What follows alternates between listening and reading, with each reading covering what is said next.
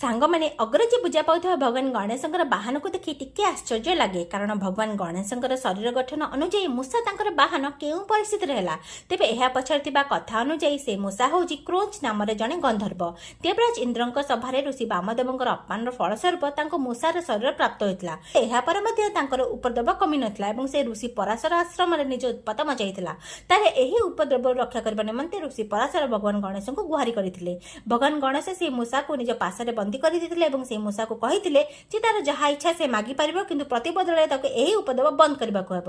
କିନ୍ତୁ ଏହାର ଉତ୍ତରରେ ମୂଷା ଭଗବାନ ଗଣେଶଙ୍କୁ ଅତି ଗର୍ବର ସହ ଉତ୍ତର ଦେଇଥିଲା ଯେ ତାର ତ କିଛି ମାଗିବାରେ ନାହିଁ, ବରଂ ଆପଣ ମାନେ ଭଗବାନ ଗଣେଶଙ୍କର ଯଦି କିଛି ଇଚ୍ଛା ଅଛି ତେବେ ସେ ତାକୁ ମାଗିପାରିବେ। ଏହା ଶୁଣି ଭଗବାନ ଗଣେଶ ମୂଷାକୁ ନିଜର ବାହନ ହେବାର ବର ମାଗିଲେ, କିନ୍ତୁ ଯେତେବେଳେ ଗଣେଶ ସେହି ମୂଷା ଉପରେ ବସିଲେ ସେ ତାଙ୍କର ଭାର ସହ୍ୟ କରିପାରିଲା ନାହିଁ ଏବଂ ନିଜର ଭୁଲ ବୁଝିପାରି ସଦାସର୍ବଦା ଗଣେଶଙ୍କର ଶରଣରେ ତାଙ୍କର ବାହନ ହୋଇ